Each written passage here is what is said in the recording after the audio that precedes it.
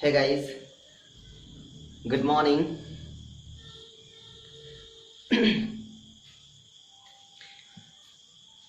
This is Dhirendra Kumar and just for watching English by DS. तो मैं आज की गलना बहुत इम्पोर्टेंट करने वाला हूँ। वो इसलिए कि भाई साहब जो मैं आज से सिखाने वाला हूँ ना, एग्जाम पॉइंट ऑफ व्यू से बहुत ज़्यादा इम्पोर्टेंट होने वाला है। वो इसलिए कि आप चाहे किसी भी तरह का एग्ज़ाम कर लो, किसी भी तरह का, हर एग्ज़ाम में आपको जो चीज़ बहुत ज़्यादा पूछी जाती है, आज से हम लोग उसी की गणना करने वाले हैं। सर, इसके बारे में मैं ना आपको पिछले क्लासेस में भी बता दिया कि जो भी हम लोग करने वाले हैं उसका नाम क्या है। मैटर सीक्रेट तो रहा नहीं। सो भाई साहब, एक बहुत बड़ी बात, क्या है तो बहुत बड़ी बात बता दूँ कि हम लोग जिस चीज़ को पढ़ने वाले हैं उस चीज़ को बहुत स्लो करेंगे। तब तक हम लोगों की जो स्पीड है वो बहुत स्लो होगी, जब तक कि हम लोग उस पेस पे ना पहुंच जाएं जहां से कि हम लोग बहुत अच्छे तरीके से स्पीड वे में समझ में आ जाए। तब तक मैं चीज़ों को बहुत आराम से समझाने की कोशिश करूंगा और हर चीज़ों को बेहतर बनाने की भी कोशिश करूंगा। क्लास को इंटरटेनिंग बनाने की कोशिश करूंगा, साथ ही साथ कंटेंट को इजीली पेश करने की भी कोशिश करूंगा, ताकि आपको ये फील ना हो कि ये कंटेंट मेरे लिए कितना टफ था।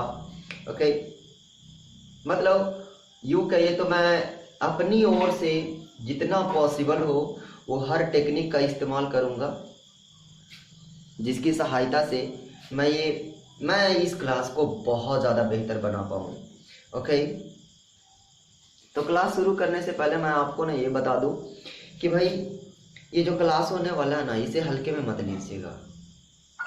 हर दिन थोड़ा सा ही पढ़ें, लेकिन हर दिन पढ़ें, प्रतिदिन, डेली। आपको इसे गैप ना करें, आप इसे गैप ना करें। दूसरा कि जो भी मैं वीडियोस अपलोड करूं प्रतिदिन देखें। नहीं समझ में आए तो आप दोबारा देखें, फिर भी ना समझ में आए मैसेज करें, आप चाहें तो टेलीग्राम पे भी कर सकते हैं, नहीं तो रिप्लाई के लिए आप कहीं भी मैसेज कर सकते हैं। ओके, मैं हमेशा तैयार रहूँगा आपके क्वेश्चंस का आंसर करने के लिए। गाइस, मैं जो बात करने वाला हूँ ना उसका नाम है नाउन। ओके, मैं जिसकी आज गल्ला करने वाला हूँ भाई साहब, बहुत इंपॉर्टेंट टॉपिक है, बहुत, जिसको कहें उसका नाम है नाउन। आप बस नाम देखकर ही ये मत समझ जाइएगा कि आज तो क्लासेस स्टार्ट होने वाली है, वो क्लास नाउन की स्टार्ट होने वाली है। बिल्कुल नहीं भाई साहब, मैंने बस हेडलाइन बनाया है कि मैं आपको नाउन की क्लास लेने वाला हूँ। एक्चुअली मैंने नाउन स्टार्ट नहीं किया है। देखिए, मैं एक बात बता दूँ, नाउन पढ़ाने से पहले, नाउन स्टार्ट करने से पहले अगर डायरेक्टली कोई टीचर कहे कि हेडलाइन डालो नाउन और स्टार्ट हो जाओ, नहीं, ये बिल्कुल भी अच्छी बात ना है। नाउन को स्टार्ट करने से पहले ना भाई, सबसे पहली बात, उसके जितने भी बेसिक पार्ट्स होते हैं, जितने भी बेसिक पार्ट्स हैं, सबको मिलाकर चलना चाहिए, जिससे कि हम लोग उसे बेहतर से बेहतर कर सकें। मैं जितनी भी बेसिक करवाऊंगा ना आपको, यकीन मानिए कि उस लेवल तक पहुंचते पहुंचते, उस लेवल तक मीन्स 0 टू एडवांस की मैंने बात की थी, बेसिक टू एडवांस, तो जिस एडवांस की बात किया है हम लोगों ने, उस स्थान तक, उस मुकाम तक पहुंचते पहुंचते हम लोग ये सारे के सारे टेक्निक बहुत अच्छे तरीके से कवर करेंगे। ओके, तो चलिए हम लोग गल्ला करना शुरू करते हैं कि भाई साहब, गल्ला में सबसे पहला क्वेश्चन कि भाई साहब आपको क्या लगता है कि मैं आपको इंग्लिश सब्जेक्ट पढ़ाने वाला हूँ या इंग्लिश लैंग्वेज पढ़ाने वाला हूँ? जवाब दीजिए। तो भाई साहब आप बताएं कि मैं आपको इंग्लिश का सब्जेक्ट पढ़ाने वाला हूँ या इंग्लिश का लैंग्वेज पढ़ाने वाला हूँ? नहीं, चलिए मैं ही बता देता हूँ, मैं इंग्लिश का सब्जेक्ट नहीं पढ़ाने वाला भाई साहब, क्योंकि सब्जेक्ट के थ्रू पढ़िएगा ना तो एग्ज़ाम के लिए मैटर नहीं करता, क्योंकि जितने भी क्वेश्चंस आपसे एग्ज़ाम में पूछे जाते हैं ना, उसका अप्रोच ही कुछ अलग होता है। उसका अप्रोच सब्जेक्टिव अप्रोच नहीं होता, उसका अप्रोच ऑब्जेक्टिव अप्रोच होता है। और पता है वो ऑब्जेक्टिव अप्रोच कहाँ से डिपेंड करता है, कहाँ से मैटर करता है, लिंक कहाँ से? वो लिंक करता है लैंग्वेज से। तो मैं ना आपको लैंग्वेज पढ़ाने वाला हूँ। लैंग्वेज पढ़ने के लिए तैयार हो जाएं, क्योंकि मैं पूरे डिटर्मिनेशन के साथ आपको पढ़ाने के लिए तैयार हूँ। तो चलिए गलना शुरू करें। देखिए, अगर मैं बोलूँ कि भाई साहब मैं आपको पढ़ाने वाला हूँ लैंग्वेज, तो कौन सा लैंग्वेज? नाम है इंग्लिश लैंग्वेज।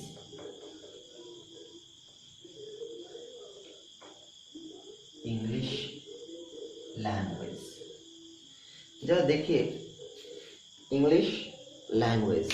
भाई साहब आपको यहाँ से क्या समझ में आती है? लैंग्वेज। जरा देखिए इस लैंग्वेज को, आपको बहुत बड़ी बात समझ में आएगी। लैंग्वेज क्या होता है? जरा सोचिए, अगर हम लोग अपनी गलना छोड़ दें और थोड़ा सा पुरानी ज़िंदगी के बारे में सोच कर देखें कि क्या होता था पुरानी ज़िंदगी में लैंग्वेज के बारे में। पुरानी ज़िंदगी के बारे में अगर कहें तो लैंग्वेज क्या थी? जरा सोचिए, हमारे एंसिस्टर्स, उनके एंसिस्टर्स जितने भी थे, किस तरह से बात करते थे? जिस तरह से अभी हम लोग बात करते हैं, क्या वो उस तरह से बात करते होंगे? नहीं। तो उस समय क्या थी? एक लैंग्वेज थी। लैंग्वेज क्या? जैसे कि देखे होंगे आज भी बहुत सारी ऐसी चीज़ें होती हैं जिसमें हम लोग बस इंडिकेट करते हैं और लोग समझ जाते हैं, वो भी एक प्रकार का लैंग्वेज है। क्यों सर, वो लैंग्वेज क्यों है? क्योंकि उसका समझाने का तरीका उसे पता है।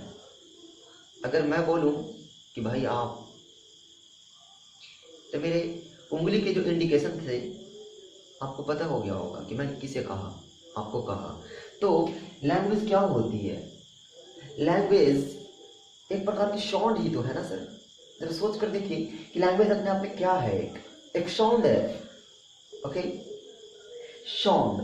अब जरा सोचिए कि अगर मैं बोलूं कि सर उस जमाने में तो लैंग्वेज थी, लेकिन कैसी साउंड? जैसे कि अगर मैं बोलूं कि भाई किसी को अगर बुलाना होता था पुराने ज़माने में, हमारे पूर्वज लोग जो थे वो जिस तरह से बातें करते थे, जिस तरह से लोगों से बात करते थे, वो किस तरह से बातें करते होंगे? एक इशारा में, एक प्रकार के साउंड से साउंड यूज करते होंगे। और जिस साउंड का यूज करते होंगे ना, पता है लैंग्वेज किससे बना है?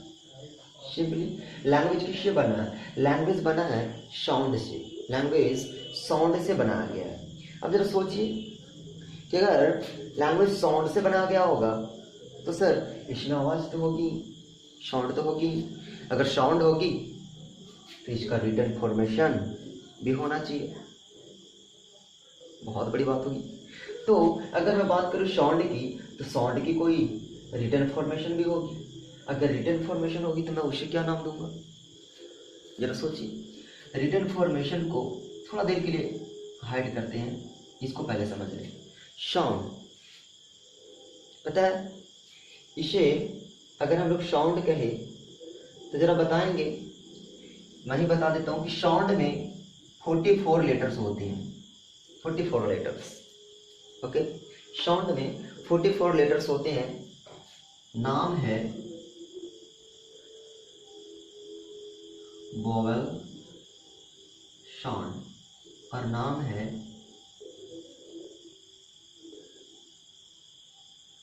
Consonant sound. आपको दिखाई दे रहा होगा कि साउंड में लेटर्स की संख्या कितनी है? 44, जिसमें वोवेल साउंड है और कॉन्सोनेंट साउंड है। आप बताएंगे कि लैंग्वेज की दुनिया में वोवेल साउंड की संख्या कितनी है? कितना लिख दें? 5। ना भाई, बिल्कुल नहीं। आप गलना दूसरे कर लिए, 5 कुछ और होता है। बहुत जल्द हम लोग उस पर आने वाले हैं। देखिए यहाँ पे अगर मैं बात करूँ वोवेल साउंड की, तो वोवेल साउंड अपने आप में 20 लेटर्स के होते हैं। और अगर मैं कॉन्सोनेंट की बात करूँ तो सोच लीजिए ना कि अगर ये 20 हो गया तो कितने बचे भाई साहब, 24। ओके, ये जो नाम दिया गया है ना, नाम जो टेक्निकली नाम दिया गया, टेक्निकल नाम दिया गया है, उस टेक्निकल नाम आईपीए के थ्रू दिया गया है। आईपीए की लैंग्वेज में एक विशेष प्रकार की साउंड होती है और उसका नाम साउंडी होता है, और उसको 2 पार्ट में डिवाइड किया गया है जिसका नाम है वोवेल साउंड और कॉन्सोनेंट साउंड। उसको बांटने वाला कौन है? आईपीए। तो मैंने क्या बोला कि साउंड किसके नाम के द्वारा? आईपीए के थ्रू इसका नाम साउंड दिया गया और इसको बांटकर 2 अलग अलग पार्ट बना दिए गए, जिसमें पहला 20 लेटर्स का और दूसरा है 24 लेटर्स का। वो है क्या? वो है अपने आप में क्या? वो अपने आप में है वोवेल साउंड और कॉन्सोनेंट साउंड। भाई साहब ये दुनिया इसकी अलग होती है, हम लोग इसका यूज़ कहाँ करेंगे सर? तो यकीन मानिए जो हम लोग चीज़ पढ़ने वाले हैं ना, उसमें बहुत बड़े पैमाने पे इन दोनों का यूज़ होता है। तो टेंशन नहीं लीजिएगा कि सर मैं इन सब चीज़ों को क्यों बता रहा हूँ। मैंने बोला था ना कि भाई हम लोग बेसिक से करेंगे, डरिएगा मत, बोर मत हो जाइएगा कि हम लोगों को ये क्या सिखा रहे हैं सर, बच्चे वाली क्लास। भाई साहब बच्चा बनकर सीखिए, अंग्रेजी से डर कभी नहीं लगेगा, जड़ से सीखिए, छोटे छोटे पार्ट्स को कवर करते चलिए, आपको कभी डर नहीं लगेगा इंग्लिश से, और डरने की ज़रूरत भी नहीं होगी, क्योंकि मैं आपको इंग्लिश को एज ए सब्जेक्ट नहीं एज ए लैंग्वेज सिखाने की कोशिश कर रहा हूँ। तो डरने की कोई बात ही नहीं बनती। अब देखिए अगर मैं बोलूँ कि सर अगर मैं बोलूँ साउंड, ओके साउंड, तो साउंड से एक अलग पार्ट निकल कर आई क्या कि अगर इसमें साउंड होती है तो साउंड अगर मैं बोल रहा हूँ तो आपके पास में साउंड जा रही है ना। अगर साउंड जा रही है तो जो साउंड जा रही है क्या उसका रिटन फॉर्मेशन नहीं निकाला जा सकता? उस रिटन फॉर्मेशन को क्या कहते हैं? जो मैं बोल रहा हूँ आपके पास में जो साउंड जा रही है उस रिटन फॉर्मेशन को क्या कहेंगे? उस रिटन फॉर्मेशन को कहते हैं लेटर। आई ना बात, लेटर। और आप लोग इसके बारे में भी थोड़ा बहुत जरूर पढ़े होंगे, ऐसी बात नहीं है कि इसके बारे में पढ़े नहीं होंगे। लेटर जो 26 लेटर रखता है, लेटर जिसमें इंग्लिश की दुनिया में 26 लेटर्स होते हैं, और इसी के 2 अलग अलग पार्ट बनते हैं जिसको बोलते हैं वोवेल और कॉन्सोनेंट। इसी में 5 लेटर्स ऑफ वोवेल होते हैं और 21 लेटर्स ऑफ कॉन्सोनेंट होते हैं। हम लोग जो गल्ला करने वाले हैं ना फिलहाल इसकी करने वाले हैं, वोवेल साउंड क्या होता है और कॉन्सोनेंट साउंड क्या होता है। देखिए अगर हम लोग बोलते हैं किसी भी साउंड को उच्चारण करते हैं, मीन्स प्रोनाउंसिएट करते हैं, तो भाई हम लोग ना अपने ओठ, जीभ जिसको हम लोग टंग कहते हैं, टिथ जिसको हम लोग दांत कहते हैं, थ्रोट, ओके, ये मशीन जिसको हम लोग बोलते हैं ना कीज, और एक क्या बोलते हैं इसे, लिप्स। तो कितने हो गए? 5 हो गए ना, लिप्स, टिथ, टंग, थ्रोट। तो जरा सोचिए कि जो मैं बोल रहा हूँ, अगर बोलते समय इन सभी चीज़ों का इस्तेमाल किया जाए, इन सभी पार्ट्स का इस्तेमाल किया जाता है तभी हम लोग बोल पाते हैं, अदरवाइज नहीं बोल सकते। जैसे अगर मैं बोलूँ बोल भाई बोल, माँ माँ, आपने बोला, जरूर बोलिएगा, पता कैसे चलेगा भलाई आपको? मैंने बोला आपको बोल पापा, माँ माँ, जरा सोचिए हम लोग जब बोले पापा तो सर आवाज़ निकल कर आई ना, जो आवाज़ निकल कर आई, साउंड निकल कर आया, उसमें कुछ ना कुछ तो parts of your body, parts of body use किए गए, लिप्स, टंग, थ्रोट, टीथ, ओके। तो इस प्रकार की जो बातें थी, इस प्रकार की जो चीज़ें हैं जो यूज़ किए जाते हैं, तो ज़रा सोचिए उन्हीं से होकर साउंड निकलता है। तो मैंने क्या कहा, देखिए कि इसी के आधार पर, बोलने के आधार पर ही, मीन्स हम लोग जो बोलते हैं ना उसी के आधार पर ही इन दोनों को बांटा गया है कि एक वोवेल साउंड होगा और एक कॉन्सोनेंट साउंड होगा। मतलब हम लोग जो बोलेंगे वही वोवेल साउंड होगा और कॉन्सोनेंट साउंड होगा। हम लोग जो बोलेंगे दूसरा जो सुनेगा उसी में से कोई ना कोई होगा जो वोवेल साउंड हो सकता है, कॉन्सोनेंट साउंड हो सकता है। ओके, तो इसमें वोवेल साउंड क्या होती है सर? वोवेल साउंड क्या होता है जरा सोचिए।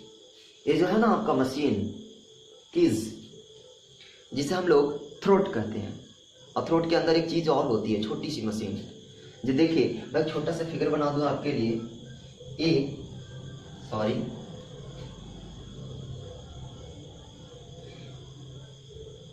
थोड़ा देखिएगा, राउंड ना हो तो हंसिएगा मत।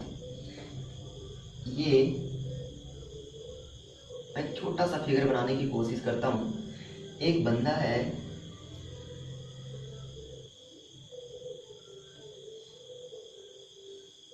दिस इज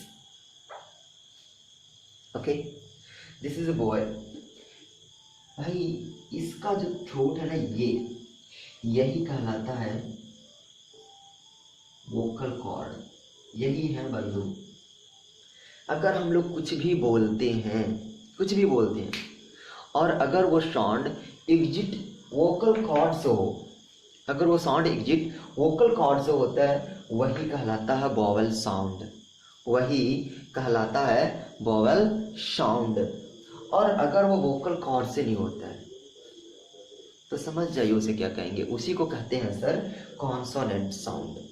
ओके, बाद में गल्ला करेंगे इसके बारे में हम लोग जब आर्टिकल चैप्टर आएंगी उसमें। फिलहाल इतना जान लीजिए कि कौन वोवेल साउंड होता है और कौन कॉन्सोनेंट साउंड होता है। बस इतना याद रखिए कि जब हम लोग किसी शब्द से, जब हम लोग किसी भी वर्ड को बोलते हैं और बोलने के बाद जो साउंड एग्जिट होती है, अगर वो वोकल कॉर्ड से हुई, तो उसे कहेंगे वोवेल साउंड, और अगर वो वोकल कॉर्ड से ना हुई तो उसे कहेंगे कॉन्सोनेंट साउंड।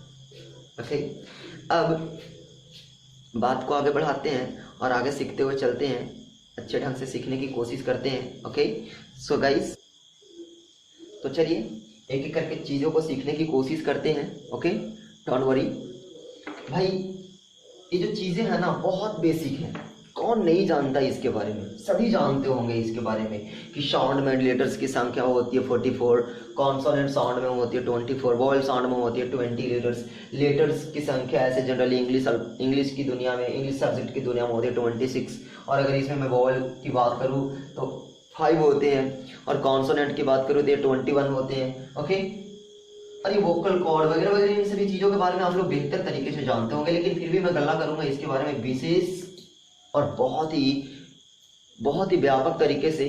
उस चैप्टर का नाम होगा आर्टिकल। जब मैं आर्टिकल पढ़ाऊंगा इसके बारे में बहुत अच्छे तरीके से मैं बोलूंगा। तो देखिए यहाँ पे एक बात बनी साउंड, और साउंड से क्या बना लेटर। बोल सकते हैं लेटर के बारे में कि the written formation of sound, the written formation of sound। यहाँ तक बात समझ में आई होगी शायद आप लोगों को कि मैं क्या कहने की कोशिश कर रहा हूँ कि the written formation of sound is called letter। उसी को क्या कहा जाता है, is called लेटर। उसी को क्या कहते हैं, लेटर कहते हैं। अब जरा सोचिए कि सर जब ये लेटर मिला होगा, मिलने के बाद कुछ और बनाया होगा, और जब कुछ और बना होगा तो बना क्या होगा सर, जरा सोचिए। वो बना होगा इसी की सहायता से। ओके, इसी की सहायता से क्या बना होगा, वर्ड। क्या बना होगा, वर्ड। ये वर्ड क्या होता है सर, ये वर्ड क्या होता है, जरा सोचिए अपने में, आप लोग से ही पूछ रहा हूँ ये वर्ड। तो चलिए आप लोगों को शायद समझ में आ गया होगा कि वर्ड क्या होता है। मैं बोलता हूँ। ओके, जैसे देखिए अगर मैं बोलूँ the collection of letter, the collection of letters which gives a complete sound, which gives a complete sound, तो उसे क्या कहेंगे? A letter, sorry, the collection of letter, the collection of letters which gives a complete sound, वो क्या होगा अपने आप में? जरा सोचिए कि वो कंप्लीट साउंड अपने आप में क्या होगा। जैसे मैं बोलूँ कैट, CAT, आपको पूरा का पूरा साउंड अगर आपके पास में पहुंचा होगा तो जरा बताएं कि कैट, मैं बोलूँ कैट, आपके पास पूरा नहीं हो गया। तो जरा सोचिए क्या वो कलेक्शन था कितने लेटर्स का? सिर्फ 2 लेटर्स का, जिससे कुछ नहीं बनकर तैयार होता। अगर मैं बात करूँ CAT, कैट अपने आप में एक कलेक्शन ऑफ लेटर्स है जिसके पास एक पूरा का पूरा क्या कहें तो सर कंप्लीट लेटर्स है, कंप्लीट साउंड है उसके पास में, और उसका एक क्या निकलता है? अर्थ निकलता, which gives a meaningful sound, which gives, हम लोग यहीं पे जोड़ सकते हैं कि the collection of letters which gives a meaningful sound, which gives a complete sound या which gives a meaningful sound, उसे क्या कहेंगे? उसी को कहेंगे वर्ड। ओके, यहाँ तक बातें शायद कंप्लीट हुई होगी। तो सर मैं आगे की गल्ला कर, आप लोगों ने देखा मैंने आपको क्या बताया? सबसे पहले बताया इंग्लिश लैंग्वेज से शुरुआत हुई साउंड से किसकी शुरुआत हुई? लैंग्वेज की। साउंड में क्या होते हैं? लेटर से क्या बनते हैं? वर्ड।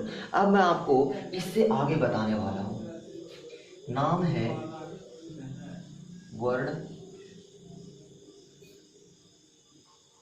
फॉर्मेशन।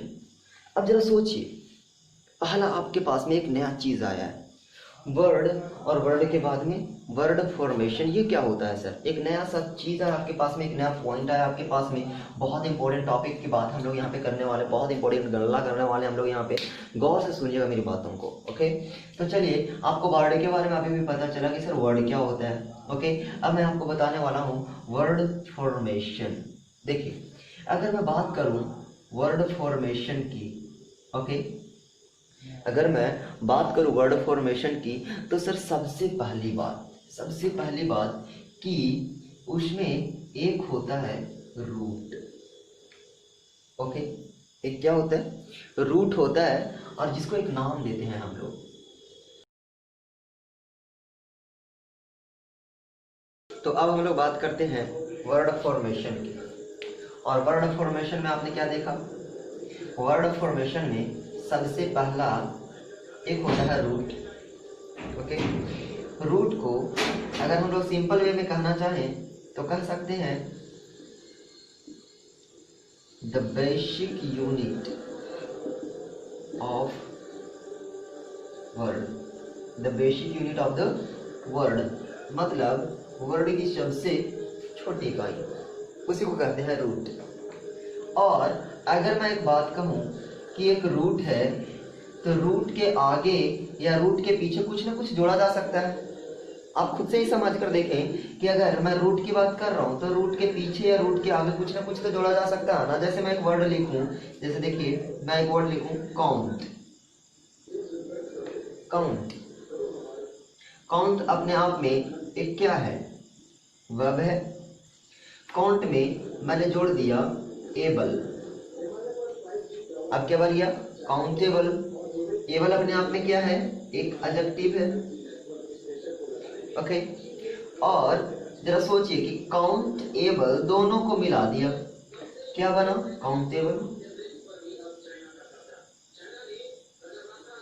काउंटेबल। सॉरी, यहाँ पे कट रहा है, मैं यहाँ पे लिख दे रहा हूँ। इन दोनों को मिलाया, क्या बना? काउंटेबल अपने आप में क्या बना? नाउन। जरा सोचिए, मैंने क्या मिलाया है? वर्ब। क्या मिलाया है? एडजेक्टिव। काउंटेबल अपने आप में, काउंट क्या है? रूट है, the basic unit of word है। और एबल अपने आप में क्या है? एबल अपने आप में जो वर्ड के लास्ट में ऐड किया गया, जो लास्ट में ऐड किया जाए ना, उसे कहते हैं सफिक्स। ओके। जो लास्ट में ऐड किया जाए उसे कहते हैं सफिक्स। जैसे मैंने लास्ट में ऐड किया एबल, बन गया काउंटेबल। अब जरा सोचिए कि सर अगर इसके पहले भी कुछ ऐड करें तो जो पहले ऐड होता है उसे बोलते हैं प्रीफिक्स।